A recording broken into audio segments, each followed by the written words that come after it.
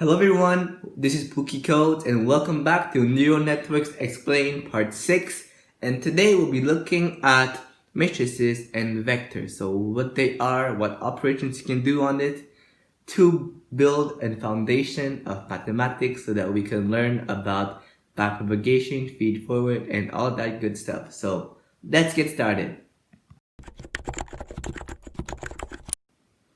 Alright, so we're now going to explore what is the matrix notation. So basically, in the neural network, we've seen that inputs are multiple. So there is multiple inputs, so x1, x2, and x3. And this can be represented as a list of numbers, and in mathematics, a list of numbers can be stored as a vector. So we can call it a vector, and we use those square brackets to denote that it's contained in a vector. So basically, when I have square bracket x1, x2, x3, it's important to make sure that it's vertical to say it's a vector. And we can also say that the whole ensemble, so everything of this, is x with the arrow on top to say it's a vector. So as a convention, entries in a vector are denoted by the same letter of the vector and its subscript, so the number beside, under, indicates its order in the vector. So basically, if I have a vector which is composed of the number 2, 3, and 5, again, vertically and then with the square brackets, I have that v1 is equal to 2, so the first element is 2. The second element, v2, is equal to 3, and v3 is equal to 5. So this is pretty straightforward, and therefore, when I have a vector x, then I know that its elements are x1, x2, x3, x4, and so on. So it's called a vector, and what we all need to know is that it's basically just a list of numbers that we can do a bunch of cool operations on it. So what are some operations we can do on it? We can do addition. So basically, if we have a vector x and a vector y, so two lists of numbers, and we add them together, this is equivalent to if you add each element in the vector side by side and add one together. So if I have x1, x2, and then y1, y2, it's equal to x1 plus y1 as the first element, and then x2 plus y2 in the second element. There's also subtraction, which is the same thing. So you take each element and its matching element and you subtract it, and that creates a vector. So x1, x2 minus y1, y2 is equal to x1 minus y1 and x2 minus y2. There's also the magnitude, which basically means the length. So if I ask the magnitude of the vector x1, x2, it's just equal to the Pythagorean stuff, you know. So you take the right triangle, you say the base plus the height, and then you do the square root of that. So the base squared plus the height squared, square root of that, and that gives the length. There's also another operation called the dot product, and it's denoted with a dot, and that's why it's called the dot product. And basically, when you have two vectors, x1, x2, dotted with y1, y2, it's the same thing as if you multiply each element with its matching element, and then you sum all these products together. So basically, this gives us x1, y1 plus x2, y2. So the dot product is one of the operations that when it involves two vectors, and it outputs a number, not a vector. There's also scalar product, so scalar multiplication. So basically, if I have a constant c, so like 3, 5, 10, minus 1 times a vector, it's the same thing as if I multiply everything inside by c. So that's also straightforward. And then there's the element-wise product, which basically means that if you have x1, x2, and then you have y1, y2 as a vector, the element-wise product is taking each element and then multiplying by its matching element, and that gives us the vector. So x1, y1, x2, y2. And we will also use a shortcut in this series where it's basically that if I have a function f that takes a real number and outputs a real number, I can do a shorthand notation and say that f of x is actually equal, f of x the vector, it's equal to if I applied f to each of its element individually. So basically, if I have, for example, f of x equal 2 times x, that would just mean I would multiply by 2 each element inside. So now we're at the matrix. So what's a matrix? A matrix is a two-dimensional list of numbers, meaning that there are rows and then columns. And for a row, there's a list of numbers, and these numbers belong to a certain column. So for example, this is a 2 by 3 matrix. So the first number 2 means the number of rows, and the second number 3 means the number of columns. So here I have 2 rows and I have 3 columns. And a matrix is also denoted with the square brackets, with the elements being just spaced apart.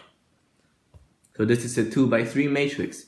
For a 1 by 4 matrix, it means there's 1 row and there's 4 columns. So 1 row, 4 columns, 1, 2, 3, 4. Then there's also a 5 by 1 matrix. So basically 5 rows, 1, 2, 3, 4, 5, and then 1 column. So there's also conventions with with matrices, and so we denote matrices with a capital letter such as A, capital A, capital B, capital C, capital D, and we refer to each number inside the matrix, so each entry in the matrix, with the lowercase version of the matrix name, and then we put the subscript. In the subscript, we put the row it belongs to and then the column. So for example, if I have the matrix A and then it's with 2 rows and then 3 columns, so a 2 by 3 matrix with 2, 3, 1, 4, 6, 7, then I would have that A11, so A is now lowercase, A11 is equal to 2, because the first row, first column gives us 2, and then I have A22, so second row, second column, I also have 4, and then A23, so second row, third column, 7. So now we know how we index elements in a matrix. And so for example, we can generalize this further. So if I have a matrix with 3 rows and 2 columns named D, capital D, it will be indexed such that here it's D11, D12, D21, D22, D31, D32. So for example, here the first element says it's the row 1, first element says it's row 2, and then first element says it's row 3, then second element says it's column 1, column 1, column 1, second element says it's column 2, column 2, column 2, and everything matches. And there's also multiple operations you can do with a matrix. So there's addition. So basically capital A plus capital B is equal to, expand, it's just equal to, you sum each element, each matching element together. So A11 plus B11, A12 plus B12, A21 plus B21, and so on and so forth.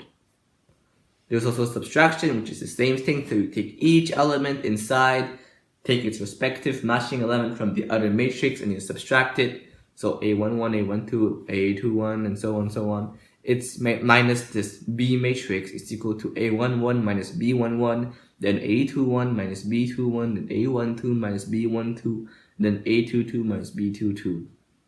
And there's another operation that's now that you haven't heard of, and it's called this transpose. So we use the transpose, we just put a little letter T for transpose on top of it, of the matrix. So basically, when I have a transpose of a matrix such as A11, then A12, then A21, A22, so 2 by 2 square matrix, its transpose is equal to if you just switch the indices together. So basically here, when you go from this direction, it's not going to increase the column count, so it's not going to increase the second index, but it's going to increase the first subscript. So it's not going to increase the second subscript as you see here, but rather it's only going to increase the first subscript. And when you go here, when you go downwards, it's not going to increase the subscript for the row, so the first subscript, but rather the second subscript, so 1 and 2. And for example, if I take a matrix that's not like with the same dimensions as number of rows and number of columns, so B of T, which looks like this, so 2 rows and 4 columns, then it's just equal to, if I kind of just swapped the rows with the columns, and this gives us a matrix with 4 rows and 2 columns. And as you can see here, the first subscript doesn't augment, and it's the second subscript that augments. And then when you go in the horizontal direction, it's the first subscript that augments. There's also scalar multiplication. So basically, C, which is a constant real number, etc., times the matrix A is equal to if you just put inside C and you just multiply each element with C.